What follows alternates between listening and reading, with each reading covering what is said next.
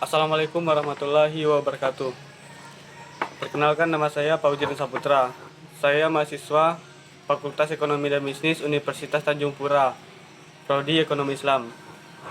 Baiklah, pada pertemuan kali ini saya akan membahas tentang sejarah peradaban Islam pada masa dinasti Muawiyah. Pertama, yaitu asal-usul pertumbuhan dan basis sosial dinasti Muawiyah. Muawiyah bin Abu Sufyan dilahirkan kira-kira pada tahun kelima sebelum kenabian, yaitu pada tahun 606 Masehi. Muawiyah masuk Islam pada usia 23 tahun pada peristiwa Fath Mekah. Dia masuk Islam bersama dengan penduduk Mekah lainnya. Muawiyah mulai memegang tumpuk pemerintahan pada masa Khalifah Umar bin Khattab. Saat itu, ia diangkat menjadi gubernur Yordania. Saat itu pula saudaranya Yazid diangkat menjadi gubernur Damaskus. Akan tetapi, Yazid wafat karena terjangkit penyakit herpes yang mewabahi kota Amwas. Maka saat itu Umar menggabungkan wilayah Damaskus dengan wilayah Muawiyah. Muawiyah merupakan sosok pemimpin yang memiliki kepribadian yang sangat kuat, amat jujur, dan ahli dalam berpolitik.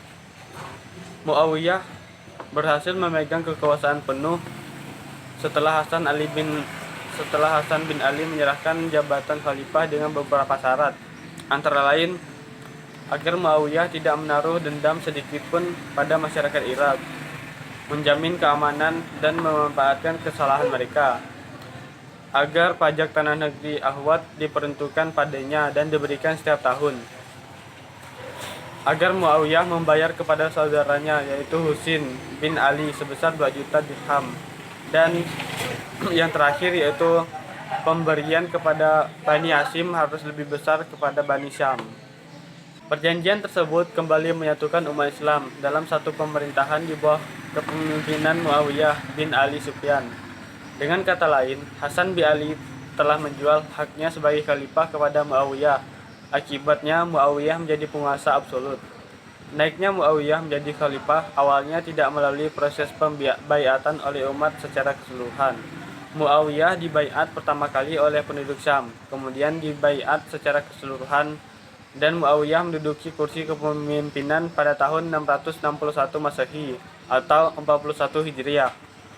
Ia memproklamirkan diri menjadi khalifah di Liya, Palestina setelah pihaknya dinyatakan menang. Pengakuan itu awalnya hanya pengakuan terpaksa terhadap realita dan upaya menjaga persatuan umat.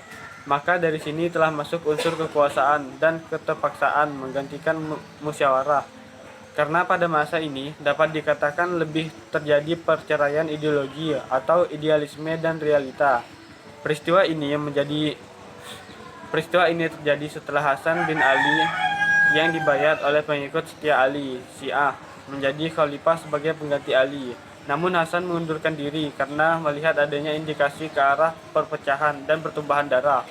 Upaya Hasan ke arah itu sebagai rekonsiliasi umat Islam yang terpecah belah. Peristiwa itu dalam sejarah Islam disebut Amul Jamaah. Pemicu utama perselisihan antara Ali dan Muawiyah adalah tuntutan qisas bagi pembunuhan Utsman. Muawiyah beranggapan bahwa Ali sengaja tidak melaksanakan kewajiban untuk mengqisas para pembunuh Utsman. Itu sebabnya ia menolak pembaiat dan menaati Ali.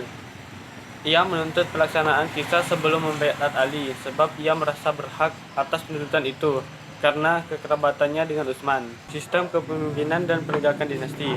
Muawiyah bin Abu Sufyan adalah penguasa Islam yang pertama menggantikan sistem demokrasi Republik Islam menjadi sistem monarkis absolut.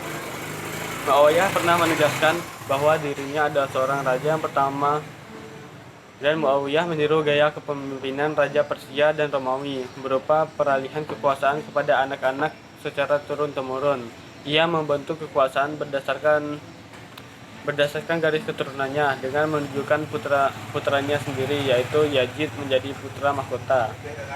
Sikap menuju putra mahkota ini akhirnya menjadi model pemerintahan yang diikuti oleh penguasa-penguasa dari Bani Umayyah selanjutnya, karena Muawiyah dipandang sebagai pendiri sistem kekerajaan yang turun-temurun dalam sejarah umat Islam.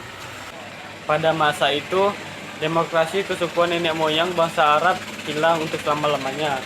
Hal ini menandai telah berakhirnya sistem pemerintahan atau kekhalifahan yang dilandasi atas asas demokrasi untuk menuntun pemimpin umat Islam yang menjadi pilihan mereka. Karena pilihan sekarang yang dilakukan oleh Muawiyah berdasarkan keturunan keluarga. Meskipun sistem yang diterapkan Muawiyah tidak sama dengan sistem diterapkan khalifah-khalifah sebelumnya, namun Muawiyah masih menjalankan kedudukan dan fungsi khalifah, seperti menyampaikan khutbah dan menyampaikan iman sholat Jumat. Hanya saja ia terlalu menjaga jarak dengan kehidupan masyarakat. Muawiyah hidup dalam kemewahan istana yang selalu dijaga pengawal bersenjata. Baitul Mal dijadikan sebagai harta kekayaan pribadi dan memutuskan segala sesuatu uang penting hanya dengan mempertimbangkan oleh dirinya sendiri. Inilah perbedaan yang paling mencolok dari Muawiyah. Selanjutnya yaitu karakteristik tradisi dan peradaban muslim pada masa Muawiyah. Khalifah-khalifah pada masa Muawiyah banyak mencapai prestasi yang luar biasa, walaupun terdapat beberapa khalifah yang tidak memperoleh prestasi atau tidak memiliki kontribusi pada masa kepemimpinan mereka. Dan ini kemudian dinyatakan sebagai keberhasilan dan kelemahan dalam keberadaan para pemimpin tersebut. Karena kekhalifahan harus berdasarkan keturunan, maka adanya penyempitan calon-calon yang diajukan sebagai khalifah pengganti. Calon khalifah harus berasal dari keluarga Umayyah. Inilah sebagai penyimpangan dari ajaran agama Islam. Akan tetapi, dalam hal keluasan wilayah, dalam waktu yang cukup singkat, kekuasaan dan dinasti Umayyah berkembang dengan sangat cepat. Pembangunan fisik semakin marak dilakukan. Pada masa Umayyah, pembangunan fisik serta pengembangan ilmu pengetahuan semakin berkembang. Pembangunan kota yang meliputi gedung perkotaan, gedung keagamaan, dan gedung militer. Kota-kota dipagari dengan benteng. Pembangunan Masjid Raya Damaskus, kewirausahaan, dan masih banyak lagi ilmu pengetahuan pun berkembang pesat, seperti kimia dan kedokteran, ilmu qiraat, tafsir dan hasid, serta gramatika bahasa Arab, serta para pemikiran-pemikiran besar yang timbul di dalamnya, jurisprudensi dan tata hukum ajaran Islam pada Bani Umayyah. Dalam urusan diyat, bahwa Muawiyah telah mengganti apa yang telah ditetapkan Nabi dan pada Khulafaur Rasyidin sebelum itu. Denda pembunuhan terhadap seorang non-muslim yang telah mengikat perjanjian dengan negara Islam. Jumlahnya sama dengan seorang muslim, tapi Muawiyah menguranginya sampai setengahnya, dan dia mengambil setengah yang lainnya bagi dirinya sendiri. Permasalahan sosial dalam tatanan sedikit mulai bermunculan. Pada masa dinasti Umayyah mencoba untuk mengimbanginya, dibuatlah lembaga penegakan hukum. Lembaga penegak hukum yang didirikan pada masa Umayyah yaitu Al-Qadi, dipimpin oleh seorang yang disebut Qadi, bertugas membuat fakta hukum yang diambil dari Al-Quran atau hadis atau ijma'. Hisbah, kekuasaan hakim Qadi dibagi antara lain dirinya dengan Al-Mutasib dan Hakim Al-Qadi Al-Mahjalim. Dengan demikian, tugas seorang hakim Al-Qadi adalah menangani perselisihan yang berhubungan dengan urusan agama pada umumnya. Kekuasaan peradilan yang paling tinggi yaitu kekuasaan Hakim Al-Muhjalim. Kedudukan Mahkamah Al-Mahjalim merupakan peradilan tertinggi, seperti menyidangkan perkara yang dilakukan oleh orang-orang yang tidak bisa diselenggarakan dan diputuskan oleh hakim biasa.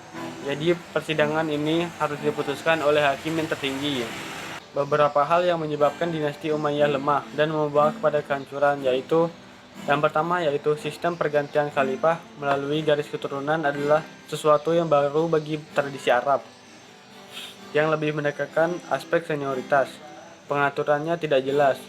Ketidakjelasan pergantian khalifah ini menyebabkan terjadinya saingan yang tidak sehat di kalangan anggota keluarga istana.